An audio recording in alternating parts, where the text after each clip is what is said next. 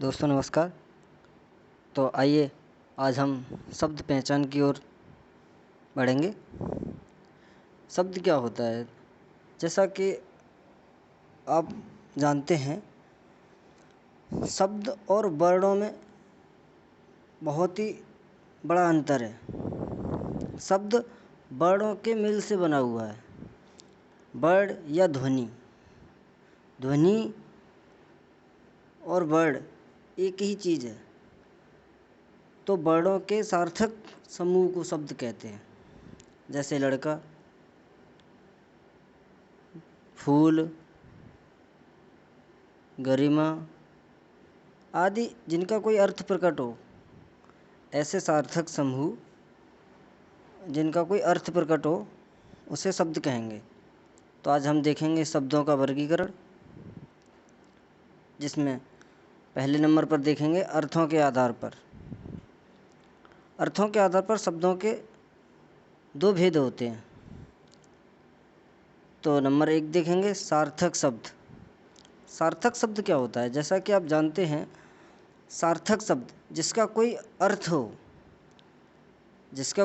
हो, जैसे कि घर, पुस्तक, नगर, बकरी, लड़की आदि ऐसे कईयों शब्द हैं जिनका कोई एक अर्थ निश्चित है। और दूसरे नंबर पर देखेंगे निरर्थक शब्द, जिनका कोई अर्थ प्रकट ना हो। जैसे हम कभी कभार बोल देते हैं रोटी फोटी, तो जहाँ पे रोटी का तो एक अर्थ है, लेकिन फोटी, यहाँ पर फोटी का कोई अर्थ नहीं है।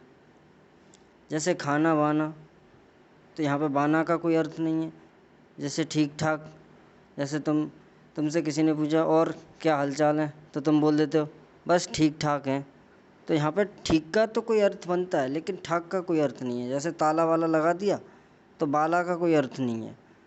ऐसे बहुत सारे वर्ड जो हम कई कबार यूज करते रहते हैं। आगे देखेंगे बनावट या रचना के आधार पर शब्द। बनावट और रचना के आधार पर शब्दों को 3 भागों में बांटा गया है।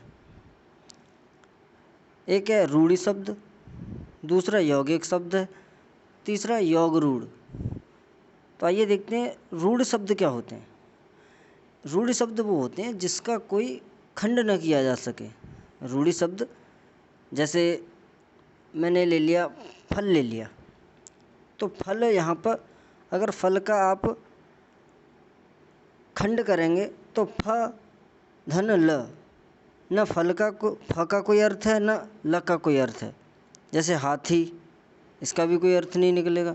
चावल, अगर इसको 2 खंडों में तोड़ेंगे तो इसका कोई अर्थ नहीं निकलेगा। तो वो रूढ़ि शब्द होंगे। और यौगिक शब्द क्या होते हैं? तो आइए यौगिक शब्दों को देखेंगे। ये 2 वर्णों के योग से बने होते हैं। यौगिक शब्द 2 वर्णों के योग से बने होते हैं। जैसे बोल देते हैं मिठाई वाला, शीश महल, पाठशाला, गौशाला, विद्यालय। ऐसे बहुत सारे वर्ड हैं जो यौगिक शब्द कहलाते हैं। आगे देखेंगे योग रूढ़ शब्द। योग रूढ़ शब्द क्या होते हैं? तो जैसा कि आप देख पा रहे होंगे, इसमें किसी विशेष अर्थ का बोध कराते हैं। योग रूढ़ शब्द होते हैं वो अपने किसी विशेष अर्थ का बोध कराते हैं। जैसा कि आप समास में भी पढ़े हैं, बहुब्रीहि समास होता है। तो यहाँ पर भी कुछ उसी प्रकार है। जैसे दशानन, लंबोदर, बीड़ा पाणी, इनका अर्थ क्या है? दशानन, दशानन का अर्थ आप जानते होंगे रावण से है, रावण। ऐसे लंबोदर, लंबोदर का अर्थ भी जानते होंगे, गणेश भगवान से है। बीड़ा पाणी, बीड़ा पाणी मतलब सरस्वती जी से है। और भी बहुत सारे ऐसे वर्ड हैं जो योग रूढ़ में आते हैं। जैसे पंकज, इसी प्रकार पीताम्बर, पीताम्बर जानते होंगे आप पीताम्बर को, तो श्री कृष्ण भगवान। तो चलो आगे देखते हैं। आगे नंबर 3 है प्रयोग के आधार पर शब्दों को बांटा गया है। प्रयोगों के आधार पर 2 भागों में बांटा गया है। नंबर 1 विकारी शब्द, नंबर 2 अविकारी शब्द। विकारी और अविकारी में क्या, तो आइए देखेंगे। विकारी शब्द वे होते हैं जिन पर लिंग वचन कारक के द्वारा परिवर्तन हो जाए। विकारी शब्द क्या होते हैं, जो लिंग वचन कारक के अनुसार परिवर्तित हो जाएं। जैसे खेलना, मैंने शब्द ले लिया खेलना, अगर मैं यहाँ पर लड़का खेलता है, अगर मैं यहाँ पे स्त्रीलिंग कर दूंगा तो लड़की खेलती है, तो खेलना शब्द अपने आप में परिवर्तित हो गया। यहाँ दौड़ना ले लेंगे, पढ़ना ले लेंगे, ऐसे कई सारे शब्द हैं। तो आइए देखेंगे अविकारी शब्द क्या होते हैं, जिनका कभी अर्थ परिवर्तन नहीं होता।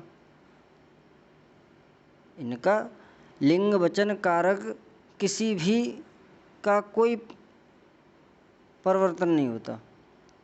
जैसे तथा, किंतु, परंतु, लेकिन, अधिक, तेज, ऐसे बहुत सारे वर्ड हैं जिनका कोई परिवर्तन नहीं होता।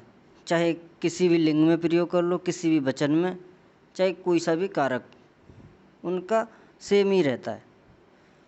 आगे देखेंगे उत्पत्ति के आधार पर। तो उत्पत्ति के आधार पर दोस्तों हम देखेंगे यहाँ पर तत्सम तद्भव। उत्पत्ति के आधार पर क्या देखेंगे, तत्सम तद्भव, देशज विदेशज संकर। तो तत्सम तद्भव पहले देखेंगे। तत्सम शब्द कौन से होते हैं, जिन शब्दों की उत्पत्ति संस्कृत भाषा से हुई हो, जिनका उपयोग हिंदी में ज्यों का त्यों कर लिया जाए। मतलब जो शब्द संस्कृत से निकल के हिंदी में ज्यों के त्यों प्रयोग किए जा रहे हों, वो तत्सम होते हैं। जैसे दुग्ध, पुष्प, आम्र, रात्रि, ऐसे कई सारे वर्ड मिल जाएंगे तुम्हें जिसका ज्यों का त्यों संस्कृत से ज्यों का त्यों। जैसे मयूर, पूर्णिमा, क्षेत्र। तो तत्सम शब्द की एक और पहचान है, यहाँ पर संयुक्त व्यंजन, ज़्यादातर शब्दों में संयुक्त व्यंजन का प्रयोग किया जाता है, या फिर कहें तो अर्ध व्यंजन का भी प्रयोग किया जाता है। ऐसा नहीं है, सारे शब्दों में, ज़्यादातर शब्दों में, तो वो तत्सम शब्द कहलाते हैं। तत्सम शब्द क्या होते हैं, तो आइए तत्सम को तद्भव को देखेंगे। तद्भव शब्द कौन से होते हैं, तद्भव शब्द वे शब्द जो संस्कृत भाषा से निकलकर हिंदी में परिवर्तित रूप में प्रयोग किए जाएं। संस्कृत से निकलकर हिंदी में परिवर्तित रूप में प्रयोग किए जाएं। जैसे ऊपर हमने देखा था दुग्ध, दुग्ध तत्सम शब्द है, अगर ये तद्भव बनेगा तो दुग्ध का दूध हो जाएगा। ऐसे ही पुष्प देखा था यहाँ पे, तो पुष्प का फूल हो जाएगा। आम्र आम हो जाएगा, रात्रि रात हो जाएगा। ऐसे बहुत सारे वर्ड देखेंगे। जैसे क्षेत्र का खेत हो जाता है, कृषक का किसान, मयूर मोर, आश्रु आंसू, तीक्ष्ण तीखा आदि, ये सभी तत्सम तद्भव होते हैं जिनका आपस में एक संबंध है। जो तत्सम शब्द है वो संस्कृत से ज्यों का त्यों प्रयोग किया गया है, तद्भव शब्द है वो संस्कृत से परिवर्तित होकर हिंदी में प्रयोग किया गया है। आगे देखेंगे, आगे कौन सा आता है आपका देशज शब्द। तो दोस्तों देशज शब्द क्या होते हैं, देशज शब्द से पता चल रहा होगा, देश धन ज, मतलब देश से जन्मे। विभिन्न क्षेत्रीय भाषाओं के शब्द जिन्हें हिंदी में शामिल किया गया हो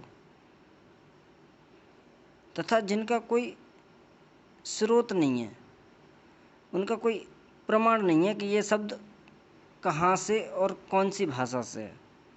जैसे लोटा, आप सब लोग बोलते ही होंगे, एक लोटा पानी दे दो, खाट, ठोकर, घोंसला, लठ, बहुत सारे वर्ड हैं ऐसे जिन्हें हम आम भाषा में प्रयोग करते हैं। आगे देखेंगे दोस्तों, विदेशज शब्द क्या होते हैं। जैसा कि आप जानते हैं, विदेशज मतलब विदेशी भाषाओं के शब्द हिंदी में ज्यों के त्यों उपयोग किए जाएं। विदेशी भाषाओं के शब्द हिंदी में ज्यों के त्यों प्रयोग किए जाएं। जैसे आप देखेंगे, school, curfew, platform, doctor, hospital, ambulance, ऐसे बहुत सारे वर्ड हैं। वकील, कानून, ऐसे बहुत सारे वर्ड देखने को मिल जाएंगे आपको जो विदेशी शब्द हैं और हम इन्हें हिंदी में ज्यों के त्यों प्रयोग करते हैं। आगे देखेंगे दोस्तों, संकर शब्द क्या होते हैं। संकर शब्द, जैसा कि आप जानते हैं, जो शब्द दो या दो से अधिक स्रोतों से आई भाषा से मिलकर बने हों, मतलब दो भाषाओं से मिलकर जो शब्द बना उसे संकर शब्द कहेंगे। जैसे वर्षगांठ, जो वर्ष शब्द है वो संस्कृत शब्द है, गांठ शब्द है वो हिंदी शब्द है, और जब ये दोनों मिलेंगे तब बनेगा वर्षगांठ।